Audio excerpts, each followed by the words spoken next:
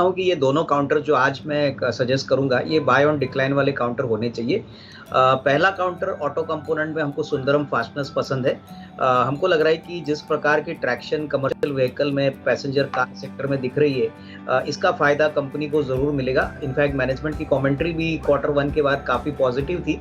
Steel की कीमतें भी थोड़ी-सी सॉफ्ट हो चुकी है, तो इसका भी बेनिफिट कंपनी को मिलेगा। तो मेरे ख्याल से अगर 12 मंथ्स का नज़रिया है, तो 980,000 रुपीज़ का टारगेट प्राइस यहाँ पे पॉसिबल है। तो ये डेफ़िनेटली एक अच्छा विकल्प हो सकता है अगर बाज़ार आज से थोड़ा-सा सॉफ्टनेस दिखाता है। और दूसरी काउंटर रहेगी एक कैश ग्रुप की कंपनी जो सास कंपनी है, जिसका नाम है रेटगेन टेक्नोलॉजीज़। ये हाल ही का रिसेंट आईपीओ है।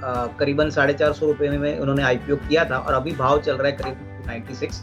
इस कंपनी की खासियत है कि ये हॉस्पिटैलिटी और बेसिकली होटल सेक्टर को कैटर करती है।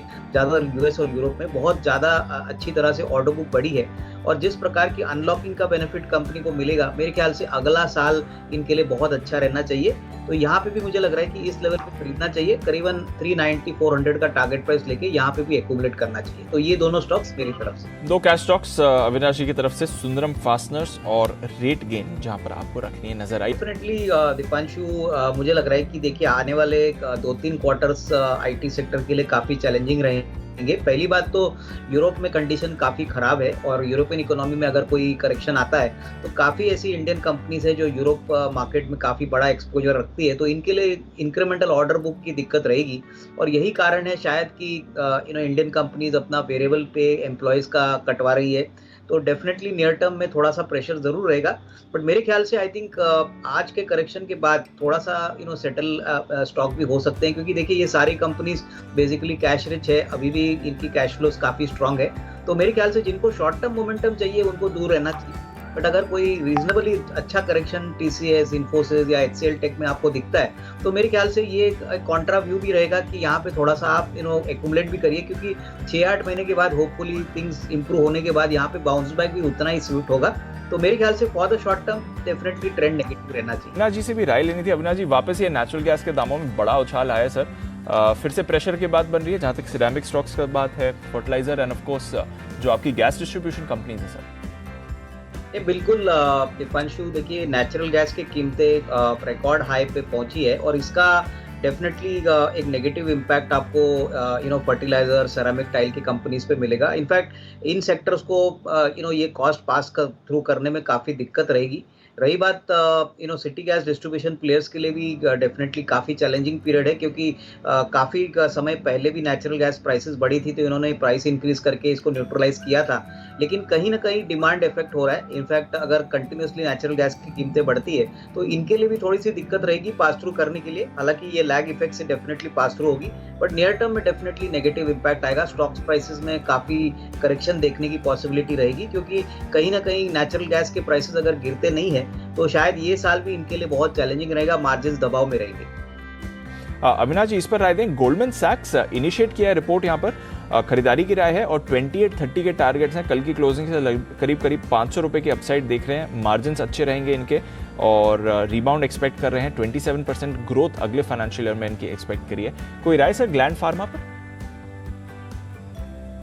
देखिए स्टॉक ऊपरी लेवल से काफ़ी करेक्ट हो चुका है और मुझे लग रहा है कि आने वाले साल में जिस प्रकार का इनका प्रोडक्ट लाइनअप है, मेरे ख्याल से होपफुली अगर इसकी एग्जीक्यूशन सही तरीके से होती है तो डेफिनेटली इसमें कोई डाउट नहीं कि जो अर्निंग्स ट्रेजेक्ट्री आप बता रहे हो उसमें डेफिनेटली पॉसिबिलिटी लग रही है।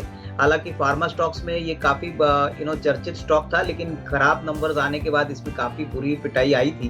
तो मेरे ख्याल से करंट लेवल्स पे अगर कोई लंबी अवधि के लिए खरीदना चाहता है तो डेफिनेटली इसमें अच्छा रिस्क रिवॉर्ड बन सकता है, बट टाइम फ्रेम थोड़ा लंबा रखना जरूरी है, क्योंकि clearly in the near term valuation सस्ते नहीं है, थोड़े से फेयर टू एक्सपेंसिव है।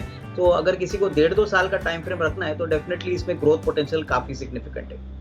इंडिया सीमेंट हरे निशान में है और अविनाश जी हमारे साथ हैं जो बताने के लिए तैयार कि सीमेंट शेयरों में अगर खरीदारी करनी है, यदि हाँ तो गिरते बाजार में कहाँ? अविनाश जी। अनिल जी, देखिए सीमेंट कंपनीज में जो रॉ मटेरियल की कीमती की दिक्कत थी वो थोड़ी सी इम्प्रूव हो चुकी है। प्लस ओवरऑल हमको लग रहा है कि पोस्ट मानसून जो सेकंड हाफ पीरियड होता है तभी वॉल्यूम ग्रोथ काफ़ी सिग्निफिकेंटली पिकअप होता है और इंफ्रास्ट्रक्चर का सबसे बड़ा बिल्डिंग ब्लॉक सीमेंट है। तो डेफिनेटली इसमें कोई डाउट नहीं कि आने वाला साल में वॉल्यूम ग्रोथ अगर बढ़ता है तो सारी सीमेंट कंपनीज को काफ़ी फायदा होना चाहिए। मेरे ख्याल से जो लार्ज कैप में जो कंपनीज हमको पसंद है वो बेसिकली अल्ट्राटेक और जेके सीमेंट है, और छोटी कंपनीज में हमको लग रहा है कि हेडेलबर्ग सीमेंट एक अच्छा विकल्प हो सकता है। एमएनसी कंपनी है, प्लस वॉल्यूम ग्रोथ काफ़ी ठीक ठाक है, तो डेफिनेटली इन 2-3 कंपनीज पे नज़र रखिए। और मुझे लग रहा है कि ओवरऑल सीमेंट सेक्टर का जो परफॉर्मेंस है वो सितंबर क्वार्टर के बाद अच्छा आने का उम्मीद है। तो होपफुली अनदर 3-4 महीने स्टॉक्स रेंज बाउंड रहेंगे, लेकिन जिनको अभी निवेश करना है वो हेडेलबर्ग सीमेंट कैश काउंटर में और अल्ट्राटेक लार्ज कैप में डेफिनेटली इस मार्केट के डिक्लाइन में ज़रूर एक पोजीशन ले सकते हैं। ओके, तो अल्ट्राटेक पर रखिए नज़र। आज इस पर ब्रोकरेज रिपोर्ट भी आपने आती हुई देखी है। अल्ट्राटेक पर पॉजिटिव मोमेंटम सीएलएसए को दिख रहा है। 7,365 के टारगेट सीएलएसए को दिख रहे हैं, और सीमेंट स्टॉक्स इस समय वीक बाजार में होल्ड आउट भी आपको करते हुए दिखेंगे। बट अच्छी खरीदारी इंडिया सीमेंट्स में आ रही है इस समय। बड़ा उछाल है, 2.5% ऊपर इंडिया सीमेंट्स। अनिल जी, आपके कन्विक्शन वाला स्टॉक बढ़िया मोमेंटम में इस समय आते हुए दिख रहा है सर। तो इंडिया सीमेंट्स एक बार जरा चार्ट पर भी राय ले ली जाए मुदुत जी की तरफ से। मुदुत जी जरा देखें सर, इंडिया सीमेंट्स 2.5% ऊपर ओपनिंग पे। एक गूगल बजा दीजिए प्लीज मुदुत जी के लिए, मुनाफे वाले मुदुत।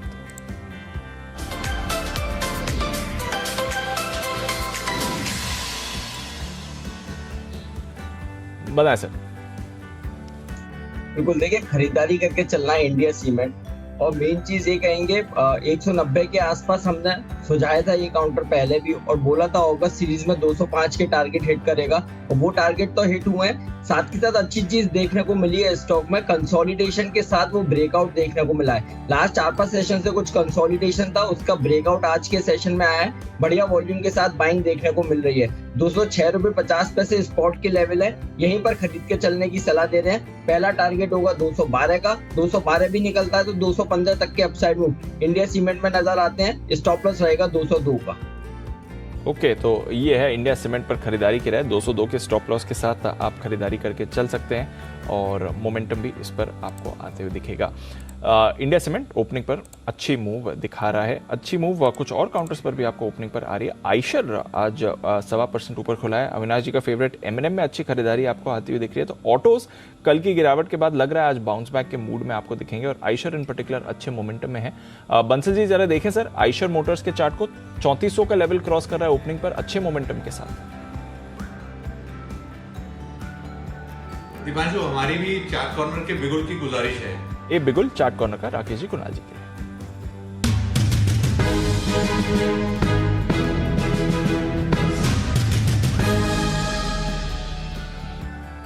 बताएं सर।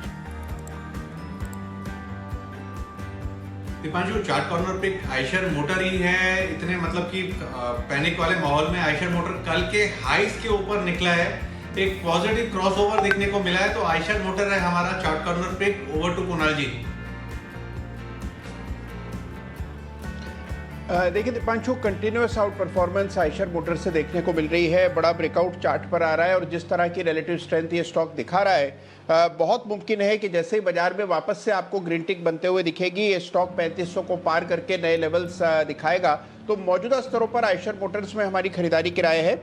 स्टॉप लॉस रख लें 3365 पर, 3365 के स्टॉप लॉस से बाय करना है। पहला टारगेट होगा 3450, 3450 का पहला टारगेट, और इवेंचुअल टारगेट 3500, 3500 के टारगेट के लिए खरीदारी की राय है आइशर मोटर।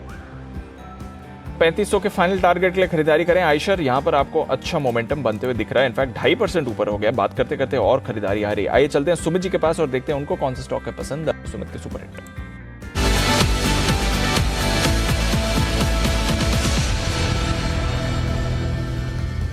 बताएं सुमित जी। दीपांशु, बाय का स्टॉक रडार पे आया है। स्टॉक के अंदर कल भी गिरावट में तेजी थी, और आज भी मार्केट की गिरावट में इसमें तेजी है। स्टॉक का भाव चल रहा है 291 रुपए 50 पैसे, 292 रुपए। स्टॉक का नाम है BEL, Bharat electronics limited. BEL के अंदर मोमेंटम बन रहा है। कल का हाई ब्रेक हुआ, परसों का हाई अभी ब्रेक कर रहा है। मेरे को लग रहा है कि स्टॉक के अंदर यहाँ से आज और 2-3 दिनों के अंदर एक बढ़िया मूव ऊपर की तरफ देखने को मिल सकता है, और 300 रुपए तक के लेवल BL में ऊपर की तरफ देखने को मिलने चाहिए। BL में यहाँ पे CMB पे खरीदारी करें। 285, 286 ये स्टॉक का नीचे में सपोर्ट है, तो 285 के आसपास का स्टॉप लॉस लगाना है। ऊपर में 300 रुपए से लेके 305 रुपए तक के लेवल BL में 1-2 दिनों के अंदर देखने को मिल सकते हैं। खरीदारी करें BEL 300 के टारगेट्स के लिए। तो भारत इलेक्ट्रॉनिक्स आज के लिए बढ़िया स्टॉक बन सकता है। इस बीच इंडिया सीमेंट 210 के लेवल पर आ गया। 200 अविनाश जी, रेडिंगटन जरा बताएं, बड़ी खबर है इसके लिए।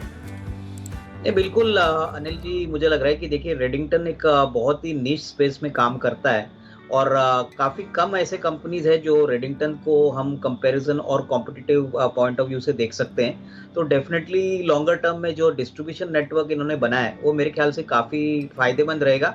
और जब भी कोई नया प्रोडक्ट स्पेशली एप्पल या कोई फ्रंटलाइन प्रोडक्ट लॉन्च होता है तो ऐसी कंपनीज डेफिनेटली काफ़ी एक्शन और फोकस में आती है। तो मुझे लग रहा है कि देखिए ये वैसे भी फंडामेंटल्स के पॉइंट ऑफ व्यू से देखें तो अच्छे वैल्यूएशंस पे चल रहा है, कंपनी के रिजल्ट्स भी काफ़ी अच्छे हैं। तो यहाँ पे डेफिनेटली ये खरीदने का एक मौका बन सकता है। अगेन शॉर्ट टर्म नहीं, बट अगेन अगर किसी को पोर्टफोलियो के पॉइंट ऑफ व्यू से इंक्लूड करना है तो ये डेफिनेटली एक अच्छा एमएनसी कैटेगरी का distribution kind of company. Okay, Dixon. नहीं, मुझे लग रहा है कि देखिए जिस प्रकार का बिजनेस मॉडल इनका है, इनका काफ़ी एसेट लाइट मॉडल है और जिस प्रकार का फोकस मोबाइल पे दूसरे इलेक्ट्रॉनिक कंपोनेंट्स पे है, मुझे लग रहा है कि देखिए हालांकि ये स्टॉक सस्ता नहीं है, बट अगर किसी को लंबी अवधि के लिए खरीदना है तो मुझे लग रहा है कि अभी भी अर्निंग्स ग्रोथ अगले 1.5-2 सालों के लिए बहुत मजबूत रहेगी और यही एक फैक्टर है जो इस स्टॉक को आपको मॉनिटर करना है। तो डेफिनेटली कोई भी करेक्शन अगर आता है तो मैं इसमें थोड़ी सी पोजीशंस ऐड करूंगा, बट डेफिनेटली अवधि कम से कम 1.5 ईयर कर रही। शॉर्ट टर्म में हो सकता है स्टॉक में वॉलेटिलिटी होती है, लेकिन लॉन्गर टर्म में मुझे लग रहा है कि अच्छी खासी कमाई यहाँ से भी हो सकती है। नहीं, बिल्कुल देखिए कोटक बैंक में हमको लग रहा है कि इस बैंक का जो बिजनेस मॉडल है वो काफ़ी वेल डाइवर्सिफाइड है और सबसे बड़ी बात मुझे लग रहा है कि कहीं ना कहीं मार्केट्स को थोड़ा सा कंसर्न उनके एसेट क्वालिटी के ऊपर, निम्स के ऊपर पिछले क्वार्टर से था। लेकिन मुझे लग रहा है कि अगर करंट सिनेरियो की बात करें, जब interest rate cycle up trend पे है, ऑब्वियसली क्रेडिट ग्रोथ भी अभी डबल डिजिट में पहुंचा है, तो डेफिनेटली कोटक बैंक जैसी बैंक को डेफिनेटली हमको लग रहा है आने वाले साल 1.5 साल में बहुत अच्छा ग्रोथ पोटेंशियल मिलेगा। नॉट ओनली रिटेल सेक्टर की बाइंग में डेफिनेटली बढ़ोतरी है, बट कॉर्पोरेट कैपेक्स अगर बढ़ता है तो डेफिनेटली कोटक बैंक को बेनिफिट होना चाहिए। थोड़ा सा स्लो मूवर स्टॉक जरूर है दीपांशु, लेकिन अगर लंबी अवधि के लिए कोई खरीदना चाहता है तो मेरे ख्याल से अच्छा रिवॉर्ड बन सकता है। सर बताएं आपकी 10 की कमाई का स्टॉक। दीपांशु, जो आज की 10 की कमाई का स्टॉक है वो कैपिटल गुड्स का एक दिग्गज प्लेयर है। हमको कमिंस इंडिया इस लेवल पे काफ़ी अट्रैक्टिव लग रहा है। हमने पहले भी आपके शो पे कहा है कि कंपनी एक एमएनसी पेरेंट की ग्रुप कंपनी है और सबसे बड़ी बात जिस प्रकार का अभी कॉर्पोरेट कैपेक्स हो रहा है, आईआईपी के ग्रोथ नंबर्स बढ़ रहे हैं, डेफिनेटली इसका बेनिफिट जो इस कंपनी के कैपिटल गुड्स इक्विपमेंट के ऊपर आएगा। कंपनी के पास टेक्नोलॉजी का एक्सेस की कोई कमी नहीं है। इनफैक्ट ऑलरेडी ये डीजल और गैस इंजन बनाते हैं, लेकिन हाइड्रोजन और ग्रीन एनर्जी का जो फोकस है वो डेफिनेटली इस कंपनी को काफ़ी फायदा करके देगा। और ऑलरेडी कंपनी ने कहा है कि रिकॉर्ड ऑर्डर बुक पे कंपनी चल रही है, तो मुझे लग रहा है कि सेकंड हाफ ऑफ FY23 बहुत दमदार आना चाहिए। हालांकि पहले क्वार्टर का भी नंबर काफ़ी सॉलिड था, तो यहाँ पे करंट लेवल्स पे करीबन 1200 का लेवल जो अभी चल रहा है, करीबन 1450-1475 का लेवल करीबन नेक्स्ट 12 to 15 मंथ्स में पॉसिबल लग रहा है। तो कमिंस अपने पोर्टफोलियो में जरूर इंक्लूड करिए। मुझे लग रहा है कैपिटल गुड्स में काफ़ी अच्छी आउट परफॉर्मेंस दिखाने की ये पोटेंशियल दिखा सकता है।